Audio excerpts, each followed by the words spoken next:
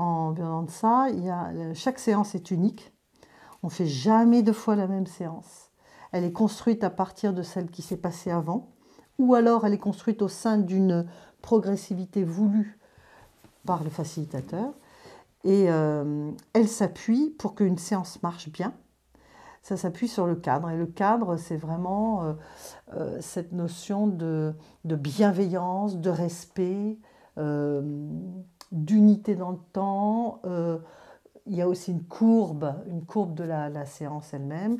Tout ça, c'est assez cadré. Juste avant la séance, c'est un temps où on est déjà en ronde, assis, et uniquement ceux qui le souhaitent peuvent exprimer, partager quelque chose avec le groupe en prenant vraiment la responsabilité de leurs paroles, c'est-à-dire en disant « je » et en restant au niveau de ce qui se passe au niveau de leur cœur ou au niveau de leur tripes, j'allais dire, hein, vraiment de leurs instincts, de ce qu'ils ont senti, de leur ressenti.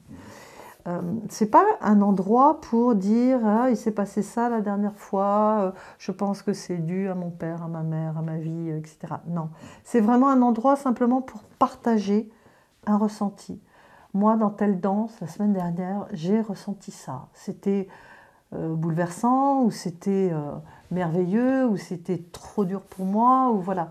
Simplement parce que l'expérience de chacun nourrit tout le groupe. Et quand quelqu'un parle de soi, en fait, ça concerne tout le monde, quoi. Tout le monde est concerné par la parole de l'ordre. Et c'est ça que je veux mettre en place. Il y a des personnes qui vont se saisir de ce temps pour à chaque fois prendre la parole, d'autres ne vont jamais la prendre, d'autres vont la prendre une fois de temps en temps. Et tous les autres autour accueillent. On ne rebondit pas sur la parole, il n'y a pas de commentaires. Donc ce n'est pas un groupe de parole avec des échanges, du tout, du tout, du tout. On éteint les portables parce que voilà, on sort du temps du chronos, on rentre dans un autre temps qui est le temps de kairos, qui est le temps de ici, maintenant, comment on ressent les choses, qu'est-ce qui se passe pour moi.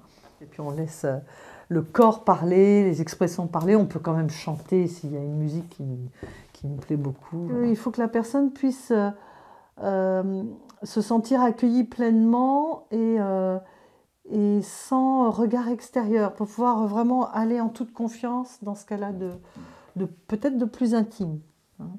Donc c'est pour ça aussi qu'on enlève les miroirs, on met des tissus sur les fenêtres s'il y a un reflet le soir, parce que sinon on va se voir danser et au moment où on danse, notre regard, si on se voit dans le miroir, paf, tout de suite, il y a notre mental qui va être là en train de dire mais c'est quoi ce mouvement, mais comment je suis, oh mais hein, voilà, tout de suite, tout de suite. Donc vraiment, la Biodanza, c'est une invitation à rentrer dans le mouvement. D'ailleurs, on ne parle pas, on laisse les mots de côté pour essayer de moins possible de remonter au niveau du mental, de l'analyse ou de qu'est-ce qui se passe là. Vraiment accueillir ce qui se passe, laisser faire, laisser le mouvement. Et donc pas de mots, pas de miroir. On commence toujours par une ronde et on finit par une ronde. Dans toutes les civilisations, ça se retrouve la notion de faire le 1, faire l'unité. Une ronde où chacun a sa place, à la même place que son voisin. Il n'y a pas de hiérarchie, pas de premier, pas de dernier. Et surtout, le regard peut naviguer librement. Et je peux voir tout le monde et contempler tout le monde. Et je peux être vue par tout le monde. De la même manière que tout le monde, ni plus ni moins. Déjà là, il y a tout un travail. Il y a quelque chose qui se met en route, quoi. Et puis, et une fois qu'on a fait ce groupe-là, on peut presque dire qu'on a créé un espace, on peut presque dire qu'il est sacré, c'est-à-dire on peut entrer ensemble dans un travail, je vais dire, mais bon, c'est un chemin plutôt, voilà, c'est un chemin. Et on finira de même à la fin de la séance, on finira de même pour une ronde, pour reformer le groupe et pouvoir se dire. Donc cette vague qui se fait, donc on va monter en vitalité. Donc on va aller chercher des exercices du côté de la joie, de la vitalité, du rythme, créativité, expressivité, quelque chose de...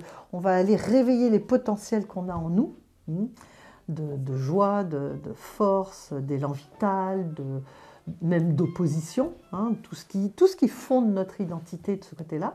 Et puis après, on va avoir un passage vers quelque chose de beaucoup plus intériorisé, où là, on va pouvoir aller plus à l'intérieur de soi, chercher, laisser émerger, goûter, sentir ce qui est vraiment juste pour nous, pour chacun quoi, d'entre nous. E o sol despertasse a brilhar, correria para o mar da minha janela e teria o seu